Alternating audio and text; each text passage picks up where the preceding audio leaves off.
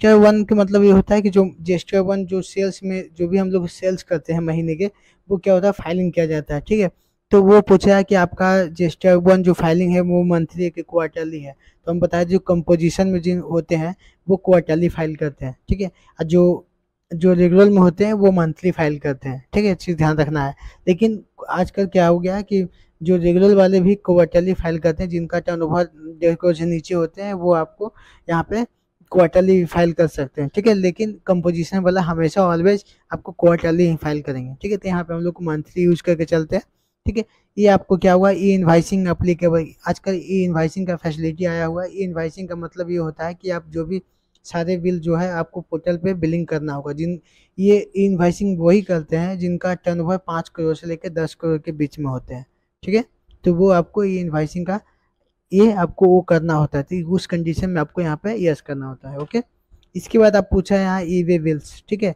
ई वे bills क्या है, तो ई वे बिल देखिए क्या होता है, जब भी हम अदर स्टेट में हम सेल करते हैं, ठीक है, कोई भी सेल हम अदर स्टेट में करते हैं, जैसे हम बिहार से झारखंड में, उड़ीसा में, या किसी स्टेट में हम सेल करते हैं, तो वहाँ पे क्या होता है, जैसे 50,000 रुपये होते हैं, 50,000 से हम ई वे बिल को जनरेट किया जाता है, जिसको हम बोलते हैं रोड परमिट, ठीक है। रोड पर इसे रोड के थ्रू जाने के लिए इसे परमिट मिलता है, ठीक है। अगर आप विदाउट परमिट जाते हैं बिना मतलब ई वे बिल के थ्रू, तो अब जैसे ही पकड़ा जाते हैं तो उसमें क्या होता है, थ्री टाइम्स आपको फाइन है, इसे ध्यान रखना है।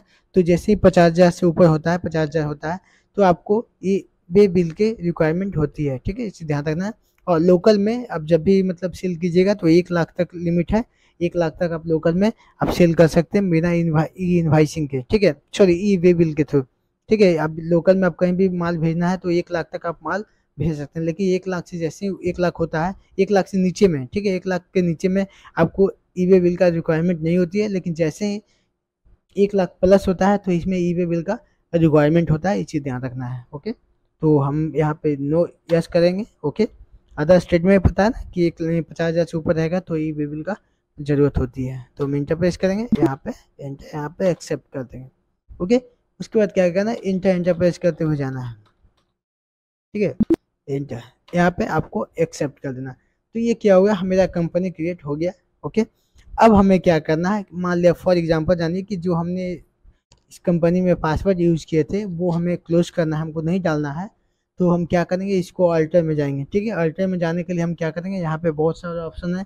हम F3 से भी जा सकते हैं, ठीक है, F3, ओनली F3 प्रेस कीजिएगा तो आप सीधे वहाँ जा सकते हैं, या देखिए माउस के थ्रू भी जा सकते हैं, ठीक है, यहाँ से।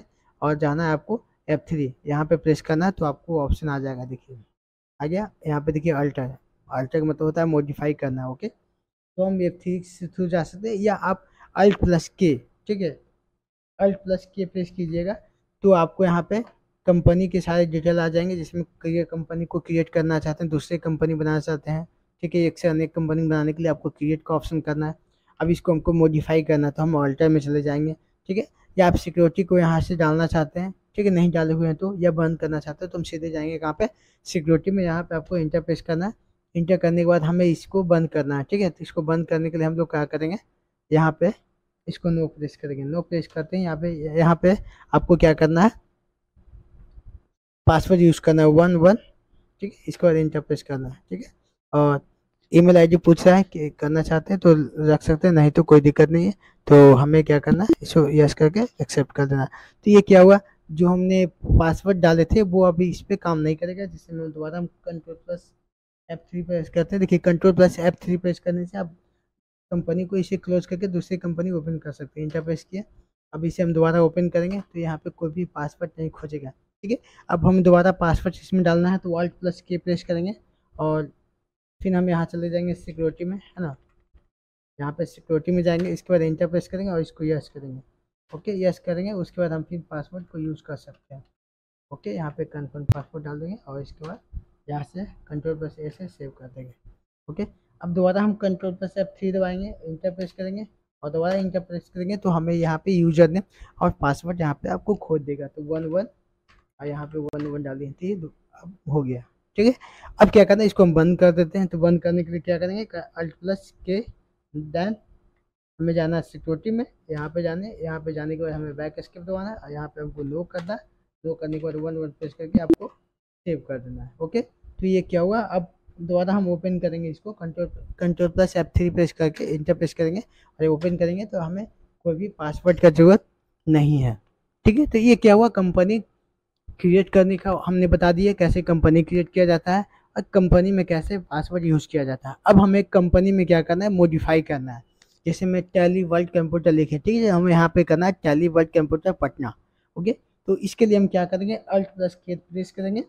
ओके, इसके बाद हम अल्टर में चले जाएंगे और अल्टर में जाने के बाद यहाँ पे हमें जो एरो है वहाँ पे क्लिक कर रहा है, उससे हम क्या करेंगे, इंट पे क्लिक करेंगे माउस कीबोर्ड पे, तो देख सकते हैं लास्ट में ये आ गया और यहाँ पे हमें कॉमा देके यहाँ पे हम पटना लिख सकते हैं। ओके, इसको हम डायरेक्ट सेव करने के लिए कंट्रोल प्लस ए यूज़ करेंगे। ओके, कंट्रोल प्लस ए किए तो यहाँ पे नाम हो गया tally world computer Patna. Okay, अब चलिए स्टार्टिंग करते हैं वाउचर्स। ठीक है, सबसे पहले ये जान लेंगे कि वाउचर क्या होता है। ठीक है, तो वाउचर जानते हैं, तो वाउचर से पहले अंडर ग्रुपिंग होता है, बहुत इंपॉर्टेंट, क्योंकि आप जब भी कुछ इसमें लेजर क्रिएट कीजिएगा तो आपको हर एक चीज़ का अंडर ग्रुपिंग पूछेगा। ठीक है, तो हम लोग पहले वाउचर के बारे में बता देते हैं, उसके बाद अंडर ग्रुपिंग बताते हैं। ठीक है, तो हम लोग भी से वाउचर खुलता है। ठीक है, ये होम पेज पे आप हैं और होम पेज से आपको वाउचर ओपन करना है, तो हम क्या करेंगे, वी प्रेस करेंगे। भी प्रेस करते हैं आपको वाउचर खुल जाएगा, या आप शॉर्टकट नहीं पता है तो देखिए यहाँ पे आपको वाउचर लिखा हुआ है ना, यहाँ पे देखिए है ना वाउचर, इस पर आपको इंटर प्रेस कीजिएगा। यहाँ पे वाउचर, कौन वाउचर खुला हुआ, पेमेंट। ठीक है, तो देखिए जितने सारे वाउचर होते हैं उसका लिस्ट आपको इधर साइड में आपको दिख जाएंगे। नहीं तो आपको F10 प्रेस करना है, क्या दबाना है, F10 प्रेस कीजिएगा तो आपको यहाँ से वाउचर लिस्ट, आपको सारे वाउचर लिस्ट आ जाएंगे। जैसे देखिए कौन सा है, क्रेडिट नोट है, डेबिट नोट है। ठीक है, तो अब देखिए यहाँ सारे वाउचर्स हम बता देते हैं। A4 से होता है कॉन्ट्रा। ओके, कॉन्ट्रा वाउचर का यूज़ किया है। ठीक है, जब भी आप बैंक में कैश जमा करते हैं, ओके, जब भी बैंक में आप कैश जमा कीजिएगा तो आपको कॉन्ट्रा वाउचर का यूज़ किया जाता है। और जब भी आप कैश बैंक से विड्रॉवल कीजिएगा, ठीक है, पैसा निकालिएगा तो भी आपको कॉन्ट्रा वाउचर का यूज़ करना है। तो हम बता देते हैं कैसे यूज़ करना है कॉन्ट्रा वाउचर को। ठीक है, तो कॉन्ट्रा वाउचर में लिख लीजिए only for cash deposit and cash withdraw. Okay, only for cash. ठीक, तो हम कैश जमा करेंगे तो यहाँ पे क्या लिखेंगे, बैंक का ऊपर में नाम डालना है। ठीक है, और नीचे में हमें कैश कर देना है। ठीक है, ये इसको बोलते हैं सिंगल एंट्री। एक डबल एंट्री होता है जिसको हम कंट्रोल प्लस H प्रेस करेंगे तो यहाँ वाउचर का मोड चेंज हो जाएगा। ठीक है, यहाँ पे देखिए डबल एंट्री कीजिएगा तो आपको डेबिट क्रेडिट इस तरह से दिखेंगे। ठीक है, लेकिन हमें सिंगल एंट्री में काम करना है तो कंट्रोल प्लस H प्रेस करेंगे और सिंगल एंट्री में जाके इंटर प्रेस करेंगे तो ये हमें सिंगल एंट्री है। ठीक है, तो हम फिर F10 दबाते हैं तो ये क्या हो गया, कॉन्ट्रा वाउचर क्या हो गया, only for cash deposit and cash withdrawal का यूज करेंगे हम लोग। कॉन्ट्रा वाउचर F4 इसका शॉर्ट की है। वाउचर प्रेस करने के बाद पहले क्या करेंगे, वाउचर ओपन कर देंगे। वाउचर ओपन करने के बाद हमें F4 प्रेस करना है। ठीक है, चलिए उसके बाद लिखा हुआ है क्रेडिट नोट। ठीक है, क्रेडिट नोट क्या होता है, जब भी आप माल कोई भी सामान को बेचते हैं, ठीक है, कोई भी गुड्स आप बेचे हैं किसी कस्टमर को, वो कस्टमर ने वापस किया आपको, ठीक है, तो उस कंडीशन में क्या होता है, क्रेडिट नोट बनाया जाता है। ठीक है, जब भी आप किसी को माल बेचिएगा, उसे मैंने किसी डिफ़ॉल्ट हो गया या किसी कारणवश वो आपको माल वापस करना करेगा तो उस कंडीशन में आप क्या कीजिएगा, उसे आप क्रेडिट नोट इशू कीजिएगा। ओके, ये क्या है, डेबिट नोट। डेबिट नोट होता है आपको परचेज रिटर्न। ठीक है, जब भी आप कहीं से परचेज किए, ठीक है, कोई भी सामान खरीदे, उसमें कोई डिफ़ॉल्ट निकल गया या किसी कारणवश आप उसको वापस करना चाहते हैं तो आप क्या इशू कीजिएगा, डेबिट नोट। समझ गए, चलिए इसके बाद ये जनरल वाउचर में बहुत सारे काम होते हैं, जैसे बैंक टू बैंक ट्रांसफर होता है, या आप ऐसे गुड्स परचेज करें जैसे प्रिंटर हो गया, एसी हो गया, तो ये जो परचेजिंग करते हैं तो इसको आप परचेज वाउचर के थ्रू नहीं एंट्री कर सकते हैं, क्योंकि जब परचेज कीजिएगा, परचेज वाउचर के थ्रू एंट्री कीजिएगा तो ये क्या हो जाएगा, आपका स्टॉक खड़ा हो जाएगा, तो इसको तो आपको सेल करना नहीं है। ठीक है, तो परचेज वाउचर में उसी चीज़ को एंट्री लेंगे जिसको हमको बेचना हो, लेकिन प्रिंटर हो, एसी हो, फैन हो, ये आप ऑफिस यूज करने के लाए हैं तो वो क्या हो जाएगा, आपको जनरल वाउचर से एंट्री किया जाता है। ठीक है, बाकी जनरल वाउचर में और सारे बहुत से एंट्री होते हैं। ठीक है, अब आते हैं पेमेंट में। ठीक है, पेमेंट क्या होता है, पेमेंट वाउचर वो होता है कि जब भी आप किसी से परचेजिंग करते हैं या स्टाफ को या किसी चीज़ को आप पेमेंट करते हैं, ठीक है, किसी भी पर्सन को, ठीक है, किसी भी पार्टी को आप पेमेंट कर रहे हैं तो आपको यूज़ करना है पेमेंट वाउचर। चाहे पेमेंट आप कैश कर रहे हो या बैंक से कर रहे हैं, ठीक है, किसी भी कंडीशन में किसी को पेमेंट कर रहे हैं तो हमें यूज करना है पेमेंट वाउचर, ठीक है, चाहे कैश पेमेंट कुछ भी कर रहे हैं, ठीक है, फोन से भी यूपीआई कीजिएगा तो उसको भी आपको पेमेंट वाउचर से ही दिखाना होगा, ठीक है। इसके लिए शॉर्टकट है F5, ठीक है, इसका शॉर्टकट क्या है F5। अब आते हैं, देखिए नीचे में लिखा हुआ परचेज, ठीक है, परचेज के लिए क्या शॉर्टकट है F9। तो परचेज उसी चीज को करते हैं जिसको हमको बेचना हो, तो हम लोग क्या करेंगे परचेज वाउचर को यूज करेंगे, है ना।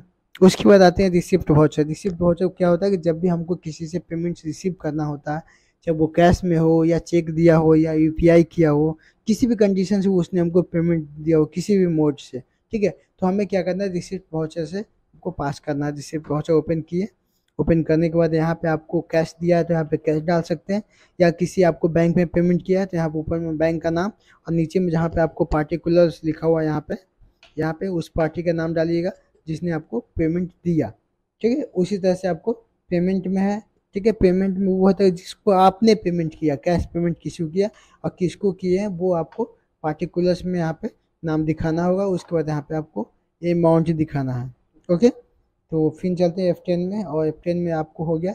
इसके बाद आपको सेल्स आता है। जब भी आप बिलिंग करते हैं, ठीक है, किसी को माल बेचते हैं तो आपको क्या करना है सेल्स वाउचर के थ्रू आपको माल को बेचना है, ठीक है। यहाँ पे सेल्स में जाना है, फिर कंट्रोल प्लस इस तरह के इंटरफेस आएगा तो आपको कंट्रोल प्लस H प्रेस करना है। उसके बाद कंट्रोल प्लस H प्रेस कीजिएगा तो देखिए ये जो आप लिखा हुआ है अकाउंटिंग इनवॉइस, ठीक है, ये वैल्यू वाइज के लिए होता है जिसमें आप विदाउट स्टॉक, ठीक है, इन्वेंट्री बोला जाता है, ठीक है। जब इन्वेंट्री मतलब हो गया आइटम वाइज, ठीक है, और स्टॉक के वाइज आप सेल नहीं कर रहे हैं, विदाउट स्टॉक सेल करना चाहते हैं तो वो उसको बोलते हैं हम लोग अकाउंटिंग इनवॉइस, ओके। तो हम लोग क्या करना है आइटम वाइज के बाद आइटम के थ्रू सेल करना है तो हम यहाँ आइटम इनवॉइस लिखेंगे तो आपको इस तरह का इंटरफेस आ जाएगा, ओके। फिर F10 दबाते हैं, ये हो गया। इसके बाद हम लोग हो गया फिजिकल स्टॉक और ये स्टॉक जनरल हो गया, ठीक है। तो ये हम सारे वाउचर के बारे में आप लोगों को बता दिए कि वाउचर क्या क्या होते हैं। चलिए अब आते हैं लेजर क्रिएट करने के लिए। देखिए हमें टैली में कुछ भी क्रिएट करना है, ठीक है, कुछ भी क्रिएट करना चाह रहे हैं तो इसके लिए हमें क्या करना है आपको क्रिएट में ऑप्शन जाना है, ठीक है, क्रिएट ऑप्शन में आपको जाना है। कुछ भी क्रिएट करना है, चाहे लेजर क्रिएट करना हो, ठीक है, इसमें क्या क्या क्रिएट कर सकते हैं यहाँ पे क्लिक कीजिएगा। उसके बाद देखिए ग्रुप क्रिएट करना है लेजर, ठीक है। इसके बाद वाउचर क्या होता है करेंसी, और करेंसी तो हमारा एक ही है, ठीक है। अगर करेंसी करना है तो करेंसी कर सकते हैं। इसके बाद वाउचर टाइप हो गया, ठीक है, हमने न्यू वाउचर बनाना मतलब बताएंगे इसका वाउचर क्या यूज होता है। तो हम स्टार्टिंग से बताते ही चलते हैं ना, अच्छा रहेगा। तो ग्रुप जान लीजिए। देखिए ग्रुप क्या होता है, अगर आप ग्रुप क्रिएट करना चाहते हैं, नया ग्रुप बनाना चाहते हैं तो वो ग्रुप आप यहाँ से क्रिएट कर सकते हैं। यहाँ पे क्लिक कीजिएगा यहाँ पे, और जो भी आपका ग्रुप बनाना चाहते हैं, जैसे मैं स्टाफ का ग्रुप बनाना चाहते हैं, ठीक है, तो यहाँ पे स्टाफ लिख लीजिएगा, ओके, स्टाफ, और इसका अंडर ग्रुपिंग हो जाएगा इनडायरेक्ट एक्सपेंस, ठीक है, इनडायरेक्ट एक्सपेंस। देखिए जो भी बिजनेस करते हैं, ठीक है, ट्रेडिंग जहाँ होता है, जहाँ पे माल बिकता खरीदाता है उसको ट्रेडिंग बोलते हैं। जहाँ पे माल बनाया जाता है उस वहाँ पे मैन्युफैक्चर बोलते हैं, ठीक है। तो जहाँ पे ट्रेडिंग हो रहा है, जहाँ पे माल बिक रहा है खरीदा रहा है, ठीक है, तो उसको उसमें जो भी खर्च होते हैं तो वो क्या जाए वो सीधा आपको इनडायरेक्ट एक्सपेंस में जाते हैं, इसे ध्यान रखना है, ठीक है। जो भी आप खर्च होता है ट्रेडिंग के अंदर तो वो आपको इनडायरेक्ट एक्सपेंस में चले जाते हैं, तो यहाँ पे इसे ध्यान रखना है, ओके। इसके बाद इंटर प्रेस करना है, कहीं भी कुछ नहीं करना है, आपको यहाँ पे सेव कर देना है, ठीक है। तो इसे हम बोलते हैं ग्रुपिंग, ओके। तो एक हमारा ग्रुप हुआ, क्या हुआ स्टाफ, ठीक है। तो जो भी हम स्टाफ को पेमेंट करेंगे तो वो हमें जब पार्टी का स्टाफ का नाम बनाएंगे तो वहाँ पे आपको सिर्फ स्टाफ यूज करना है, ठीक है। जैसे लेजर हम बनाए, ठीक है, और लेजर में गए, जैसे में हम किसी स्टाफ को बना देते हैं, जैसे में मनीष हो गया, ठीक है, मनीष कुमार, सॉरी मनीष कुमार, इंटरप्रेस के यहाँ पे अंडर ग्रुपिंग पूछा तो हम लोग क्या बनाए थे ग्रुप स्टाफ, है ना। यहाँ देखिए स्टाफ डाल देना, ठीक है। जैसे स्टाफ डालिएगा तो इसके नीचे में आपको आ जाएगा इनडायरेक्ट एक्सपेंस, ठीक है, तो ये खर्चा का पार्ट है। इसके बाद आपको यहाँ पे क्या करना है, यहाँ पे आपको स्टाफ डाल दें, स्टाफ देखिए इनडायरेक्ट एक्सपेंस दिख रहा है। इसके बाद आपको यहाँ पे टाइप ऑफ लेजर में आपको क्या करना है नोट अप्लीकेबल रखना है। उसके बाद इंक्लूड एसेसरी वैल्यू कैलकुलेशन, इसको भी आपको नोट अप्लीकेबल रखना है, ठीक है। जीएसटी अप्लीकेबल, इसमें हमको टैक्स नहीं करना है तो इसको भी हमें नोट अप्लीकेबल करके इसको हमें सेव कर देना है, ठीक है। तो ये हमारा खर्चा का पार्ट हो गया। अब चलते हैं हम लोग सेल्स का पार्ट में। तो सेल्स का पार्ट क्या होता है, देखिए जब भी है, यहाँ पे समझ लीजिए, जब भी हम किसी को सेल करते हैं, सॉरी किसी को हम सेल करेंगे, ठीक है, आज के एंटरप्राइजेस, ओके, SUNTR, देखिए जब भी ऑल सेल्स पार्टी नेम, ठीक है, all sales party name under grouping उसका होगा सैंडी डेटल्स, ठीक है, जब भी आप किसी को भी माल बेचते हैं, ठीक है, तो उसका अंडर ग्रुपिंग आपको यहाँ पे सैंडी डेटा यूज करना है। और जब भी आप किसी से माल खरीदते हैं, ठीक है, बाइंग करते हैं, परचेजिंग करते हैं, तो उसका अंडर ग्रुपिंग यहाँ पे होगा सैंडी क्रिएटर्स, ठीक है, ये चीज ध्यान रखना है हमेशा। जब भी आप माल किसी से खरीदिएगा तो इसका अंडर ग्रुपिंग होगा सैंडी क्रिएटर्स, और जब भी आप किसी को भी माल बेचिएगा तो उसका होगा सैंडी डेटर्स, ओके, चाहे वो कंज्यूमर हो या कोई B2B पार्टी हो या रजिस्टर्ड डीलर हो, ओके। तो चलते हम लोग क्या करें, इसको सेल्स पार्टी का नाम बना रहे हैं, तो यहाँ यूज करेंगे हम लोग क्या, सैंडी डेटर को, ठीक है। उसके बाद आपको यहाँ पे आता है option maintenance balance bill bye bill का। अब maintenance balance bill bye bill क्या होता है वो समझिए, ठीक है, जब भी आप किसी को पेमेंट, ठीक है, किसी को, ठीक है, किसी को पेमेंट देना हो या लेना हो, ठीक है, लेना हो किसी से या किसी को देना हो, तो maintenance balance bill bye bill को यस कर लेंगे। उसका इफेक्ट क्या होगा, जब भी आप किसी से लेना हो तो वहां पे आपको पूछेगा कि ये पैसा जो आप ले रहे हैं किस बिल के अगेंस्ट में अब पेमेंट लिया जा रहा है। अब जब भी किन्हीं को आप सेल कीजिएगा, वो ले रहे हैं पेमेंट, सेल किया हुआ जिसका पेमेंट बाकी है वो उसका पेमेंट है, या एडवांस में पेमेंट आ रहा है, ठीक है, तो इसको इनेबल करने से वहाँ पे आपको ऑप्शन आएंगे कब, जब पेमेंट इनसे रिसीव कीजिएगा तो, ठीक है। उसके बाद चाहे लेना हो चाहे देना हो दोनों को, ओके। उसके बाद आप इसमें एक ऐसा ऑप्शन जिसको रिसीवर बोलते हैं, रिसीवर का एक ऑप्शन इसमें दिया हुआ है। इसमें आप चाहते हैं कि 45 दिन के अंदर किन किन से पैसा लेना है, यहाँ पे ड्यू डेट आप 45 डे रख दिए, ठीक है, इसको आपको यस कर लेना है, ठीक है। इससे ये होगा कि जब भी आपको देखना होगा किन किन से पैसा किसका कितना ड्यू जा रहा है, लेट हो रहा है, तो वो आपको यहाँ पे डाल दीजिए कि 45 दिन में हमें उनसे पेमेंट लेना है, तो उसको हमको लिस्ट निकालना है, तो वो आपको वहाँ पे आपको इसके अंदर टैली में ऐसा फ्यूचर दिया हुआ पेवर के नाम से, ठीक है, जिससे आपको पेमेंट करना है, या एक रिसीवर है जिससे आपको पैसा लेना हो, तो ठीक है, तो वहाँ पे आपको उस ऑप्शन से ये देख सकते हैं कि किसका कितना ड्यू डेट है, ओके। उसके बाद आपको यहाँ पे एड्रेस को फिलअप कर देना है, जो भी इनका एड्रेस, जिनको आप माल बेच रहे हैं उनका क्या एड्रेस है, वो चीज़ को आपको फिलअप कर लेना है, ठीक है। यहाँ पे आपको स्टेट एकदम कंपलसरी है, जिस स्टेट से है वही स्टेट डालना है। ऐसा नहीं कि IGST यूज कर झारखंड में माल बेच रहे हैं, यहाँ बिहार स्टेट डाल रहे हैं, ठीक है, तो स्टेट सही से डालिएगा, नहीं तो आपको टैक्स वहाँ पे नहीं आएगा, ठीक है। तो स्टेट डालिए। उसके बाद आपको यहाँ पे क्या करना है, पिन कोड डालना है, जो भी पिन कोड हो वो आपको यहाँ पे डालना है। उसके बाद आपको बैंक प्रोवाइड करना चाहते हैं तो यस कर लीजिएगा, ओके। उसके बाद आपको रजिस्ट्रेशन में आपको देखिए यहाँ रजिस्ट्रेशन टाइप हो गया आपका, जैसे में देखिए आपको B2B है, मतलब आप किसी GST नंबर वाला पार्टी को सेल कर रहे हैं, तो यहाँ पे आपको रेगुलर यूज करना है। अगर किसी अनरजिस्टर्ड पार्टी को सेल कर रहे हैं या किसी कंज्यूमर के सेल कर रहे हैं, तो यहाँ पे आपको अनरजिस्टर्ड होगा, ठीक है। पहले अलग अलग ऑप्शन था, अनरजिस्टर्ड का अलग ऑप्शन था, कंज्यूमर का अलग ऑप्शन था। तो ये क्या करना है आपको, अगर आप कंज्यूमर को सेल कर रहे हैं तो या अनरजिस्टर्ड को सेल करें, दोनों को ऑप्शन एक ही किया है, तो यहाँ पे अनरजिस्टर्ड यूज करते हैं। अब अनरजिस्टर्ड किसको बोलते हैं, कंज्यूमर किसको बोलते हैं, देखिए कंज्यूमर को वो हो गया जो कस्टमर है, ठीक है, जिसका कोई शॉप नहीं है, ठीक है, वो आया अपना फॉर यूज, आप पर्सनल यूज करने के लिए जो माल खरीदता है, सब गुड्स को परचेज करता है, उसको कंज्यूमर बोलते हैं। और जो दुकानदार अनरजिस्टर्ड जिसने अभी तक GST नंबर नहीं लिया, उसे हम लोग अनरजिस्टर्ड बोलते हैं, ठीक है। तो यहाँ पे अनरजिस्टर्ड यूज करते हैं। उसका एंटर प्रेस करके आपको यहाँ पे देखिए ओपनिंग क्या होता है, ओपनिंग बैलेंस क्या होता है। ओपनिंग बैलेंस आपको मान लिया 23-24 से खाता इसका चल रहा है, तो पीछे का कोई भी ड्यूज पेमेंट हो इनसे लेना हो या इसने एडवांस पेमेंट किया हो, तो वो आपको यहाँ पे डालना है। अगर अगर पैसा उनसे हमको लेना है तो यहाँ बैलेंस डेबिट में हो जाएगा, ठीक है, यहाँ पेमेंट डेबिट में हो जाएगा। अगर उसने एडवांस दे चुके हैं तो यहाँ पे क्रेडिट में होगा। तो जब एडवांस होगा, दिए हैं हमको, तो उनको क्या करना होगा, उसके बदले में बिल देना, मतलब गुड्स देना होगा। अगर उसने पेमेंट डेबिट में दिख रहा है तो उनसे पेमेंट हमको लेना है, ठीक है। तो ये अब हमें हो गया सैलरी डेटर। ओके, ठीक है। यहाँ पे नाम डाल सकते हैं, यहाँ पे ड्यू डेट डाल सकते हैं। ओके, इसके बाद से यहाँ पे जिसमें डालना है तो अमित लिख लेते हैं, और यहाँ पे ड्यू डेट जो भी है वो डेट आ जाएगा। उसके बाद आपको इंटर सेव कर लेते हैं। ओके, तो ये क्या हो गया, हमने सेल्स पार्टी नेम बनाया। अब हम परचेज पार्टी नेम बनाते हैं। तो एपी, ठीक है, फर्मा। इसका हमने क्या बताया था, ऑल परचेज पार्टी नेम, ठीक है। किसी से हम जब भी परचेज करते हैं कोई भी सामान, चाहे यूज करने के लिए या बेचने के लिए, तो उस कंडीशन में यहाँ पे अंडर ग्रुपिंग होगा सैलरी क्रेडिटर। ध्यान रखना ये आपका करंट लायबिलिटी है, और सैलरी डेटर जो होता है वो आपको करंट एसेट है, मतलब तत्काल संपत्ति। या ये क्या होता है, इसे हमें लायबिलिटी का मतलब ये होता है कि हमें उस कर्ज है, हमें उनको देना है, ठीक है। तो हमें सैलरी क्रेडिटर यूज करना है। ओके, तो ये लायबिलिटी का पार्ट है।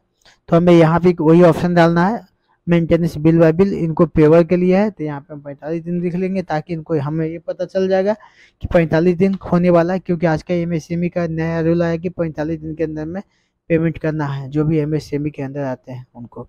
और तो यहाँ पे इंटर प्रेस करना है, वही स्टेट सेम सारा चीज डिटेल्स को डालना है। यहाँ पे आपको हमेशा रेगुलर यूज करना है, और यहाँ पे जीएसटी नंबर डाल के यहाँ पे आपको ओपनिंग होगा तो डालना है, नहीं तो वही इसका ओपनिंग हमेशा क्या होगा, क्रेडिट में होता है, ठीक है। और सैलरी डेटा का ओपनिंग हमेशा डेबिट में होता है। अगर ये क्रेडिट है तो हमें उनको पेमेंट करना है, अगर डेबिट में इनका बैलेंस दिख रहा है तो हम उनसे परचेज करेंगे, ठीक है। कोई भी स्टॉक मंगवाएंगे जिस तो जो पेमेंट हमने एडवांस उनको दिया था, अभी तक उसने बिल हमें नहीं दिए है।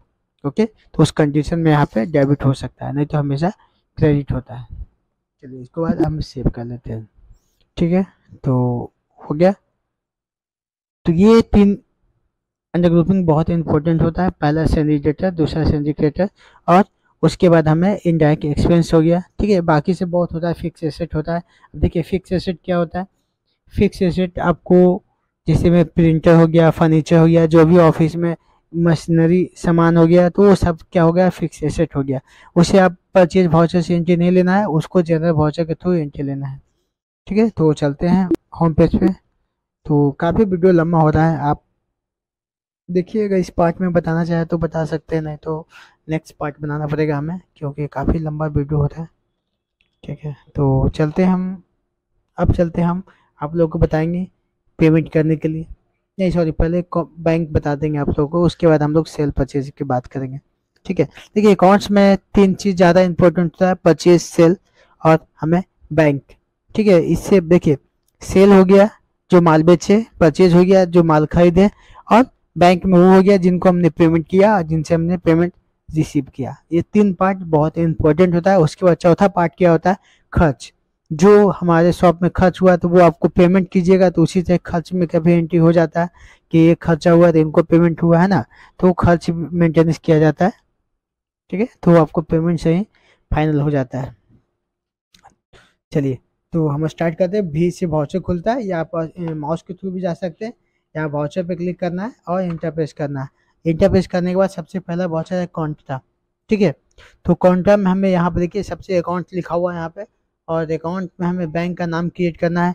तो बैंक का नाम क्रिएट करने के लिए यहाँ भी शॉर्टकट क्या है, ऐसे क्लिक कीजिएगा तो यहाँ भी आपको क्रिएट का ऑप्शन दिख जाएगा, है ना। आगे अगर नहीं यहाँ पे ऑप्शन आ रहा है याद, यहाँ अगर इसका शॉर्टकट है Alt+C, ठीक है, Alt+C कीजिएगा तो यहाँ से क्रिएट हो जाएगा। वाउचर में कुछ भी क्रिएट करना होगा तो हमें यूज करना है Alt+C। Okay,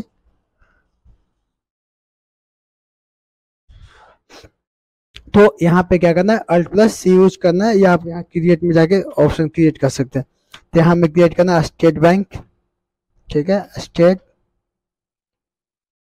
bank of India, sorry India, ठीक है। ये बैंक हो गया। इसके बाद इसका अंडर ग्रुपिंग क्या होगा, इसका अंडर ग्रुपिंग होगा बैंक अकाउंट, ठीक है। देखिए सेविंग अकाउंट या करेंट अकाउंट हो, दोनों का अंडर ग्रुपिंग यहाँ पे बैंक अकाउंट होगा, ठीक है। इसका हम अलग वीडियो बना देंगे, ग्रुपिंग क्या होता है, सारे ग्रुपिंग का एक वीडियो बना देंगे, क्या क्या कौन सा ग्रुप किस एज में जाएगा, ताकि उसके बिना आप टैली में काम नहीं कर सकते। इसलिए ग्रुपिंग आप मतलब जरूरी है। ऐसे हमारे वेबसाइट tally-world-computer.com पे जाइएगा तो आपको वहाँ पे अंडर ग्रुपिंग का आपको लिखा हुआ है, ठीक है, स्टेप बाय स्टेप। तो वहाँ से आप अंडर ग्रुपिंग देख सकते हैं, ठीक है, कि कौन सा ग्रुप किस हेड में जाता है, ठीक है, सारे स्टेप बाय स्टेप उसमें लिखा हुआ, पेरोल आपको बताया हुआ है, ठीक है। तो आप मेरे वेबसाइट पे जाके विजिट कर सकते हैं, ठीक है, tally-world-computer.com है, ठीक है। या हमें अमेजोन से आप ये बुक मंगवा सकते हैं, बुक आप ले लीजिएगा तो आपको इजी से मतलब आप टैली सीख सकते हैं घर बैठे हुए। सारा चीज़ आपको स्टेप बाय स्टेप हिंदी में बताया हुआ है, हिंदी और इंग्लिश के साथ बताया हुआ है, ठीक है। तो कोई दिक्कत नहीं होगा। तो हमें चलते हैं, इसका बैंक अकाउंट का अंडर ग्रुपिंग होगा, bank under grouping bank account होगा, चाहे वो करेंट अकाउंट हो या वो सेविंग अकाउंट हो, ठीक है। बैंक अकाउंट क्या होता है, करंट एसेट में आता है, जैसे मैं हम लोग सैनिटाइजर को करंट एसेट में यूज़ किए थे, ठीक है। यहाँ पे आपको अकाउंट नंबर फिलअप कर देना है, जो भी अकाउंट नंबर हो वो हम डाल देते हैं फॉर एग्जांपल के लिए, ठीक है। उसके बाद IFSC कोड है तो डालिए, नहीं तो कोई दिक्कत नहीं। यहाँ पर स्विफ्ट कोड, इसके बाद बैंक का नाम डालना है, तो यहाँ पर स्टेट बैंक डाल देते हैं, ठीक है, state bank of state bank of India. देखिए यहाँ पे आ गया, इंटर प्रेस करते हैं, ओके। यहाँ पे आप ब्रांच जो भी वो डाल देना, इसके बाद कहीं भी कोई चेंजिंग नहीं करना है, इंटर प्रेस करते हुए हमें चले जाना है, ठीक है। तो ये हमें बैंक क्रिएट हो गया। अब हमें क्या करना है, कैश जमा करना है बैंक में, तो यहाँ पे लिखेंगे कैश, ठीक है।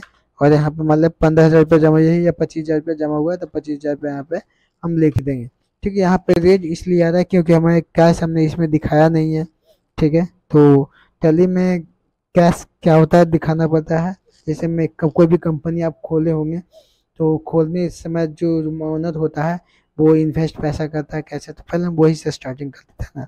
तो सबसे पहले हम क्या करते हैं, रिसिप्ट वाउचर रिसीव करते हैं, ठीक है। और रिसिप्ट वाउचर क्या इसलिए किए, हमें बैंक में पैसा रिसीव करना है, किन से रिसीव करना है, तो यहाँ पे Alt+C से क्रिएट करेंगे और यहाँ पे डाल देते हैं अमित कुमार, ठीक है। Amit Kumar is my name, sorry, okay. तो अमित कुमार क्या है, कैपिटल अकाउंट, ठीक है। तो कैपिटल अकाउंट क्या होता है, जो ऑनर होते हैं, जो मालिक होते हैं, ठीक है। जैसे टैली बाय कंप्यूटर का हम मेरी कंपनी है, तो हम कैपिटल अकाउंट डालें, ठीक है।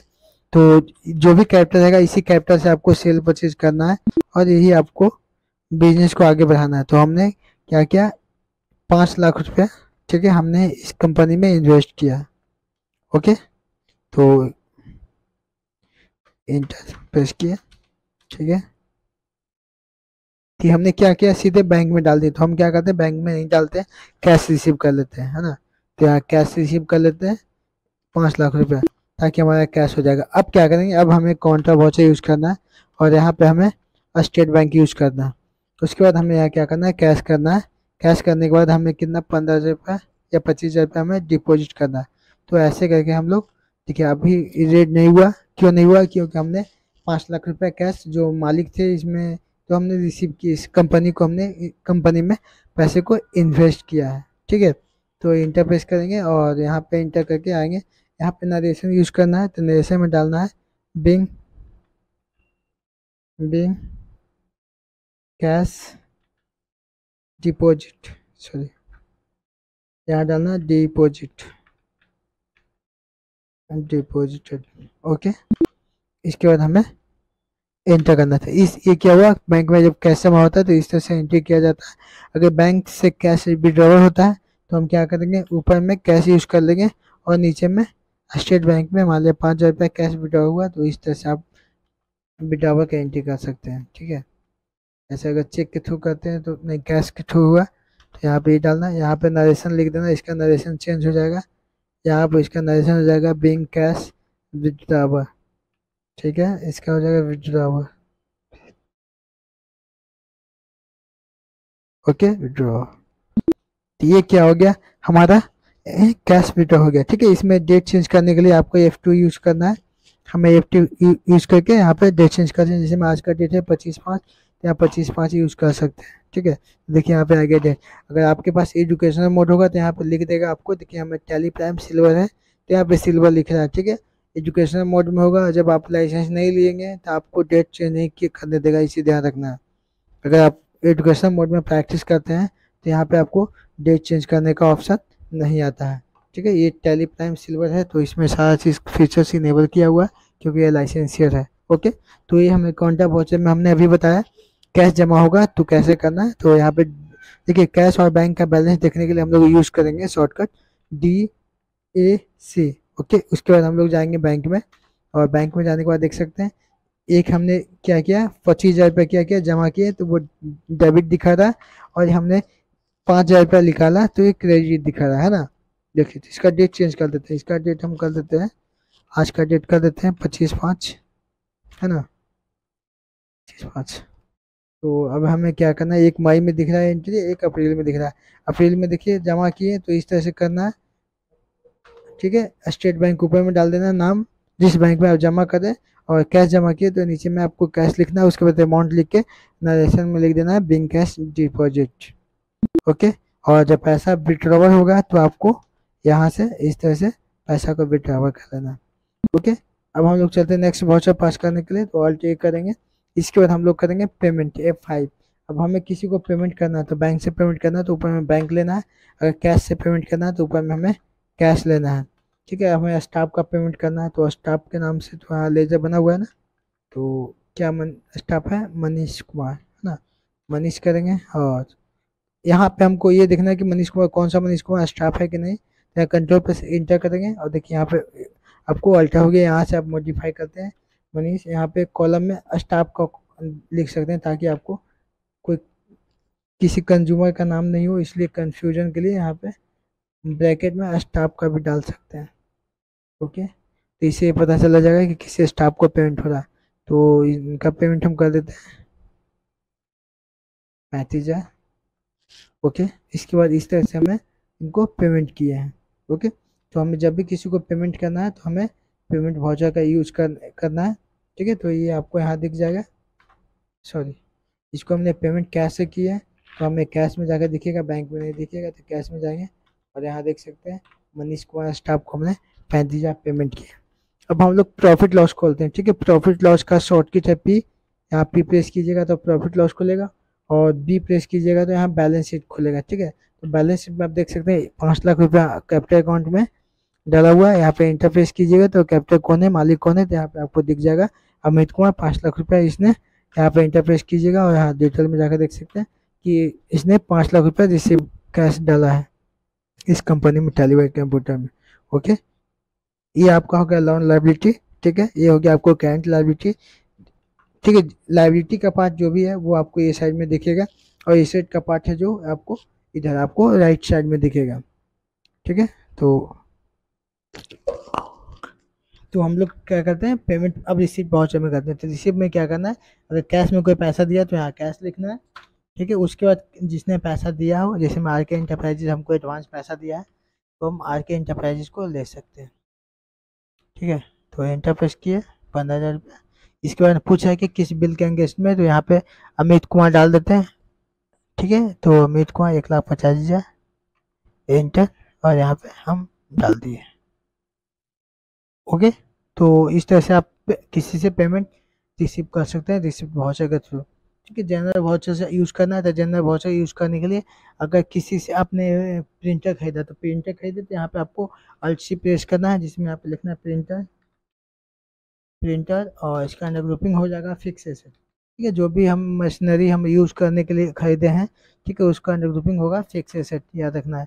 एसी हो गया, फैन हो गया, फर्नीचर हो गया, सभी का अंडर ग्रुपिंग होगा आपको फिक्स एसेट। उसके बाद इंटरप्रेस करके यहाँ पे आप नोट अप्लीकेबल भी कर सकते हैं, क्योंकि इस पर हमको जीएसटी नहीं, सॉरी, इस पर हमको जीएसटी लेना है, तो यहाँ पे अप्लीकेबल करेंगे। उसके बाद स्पेसिस डिटेल एड करेंगे, यहाँ पे जो भी एचएसएन कोड यूज़ किया गया है गुड्स में वो एचएसएन कोड डालेंगे। ठीक है, यहाँ पे आपको स्पेसिफाई डिटेल शेयर करना है। इसके बाद आपको टैक्स वर्क करना है। इसके बाद जो भी प्रिंटर पे टैक्स लगा वो टैक्स को यहाँ पे फिलअप करना है। उसके बाद हमें सेव करना है। ठीक है, उसके बाद हमें क्या करना है, मान लो प्रिंटर का दाम 20,000 पे हमने प्रिंटर खरीदा, तो टैक्स की पहले की वैल्यू 18,000 रुपया है, तो 18,000 यहाँ डालना है। उसके बाद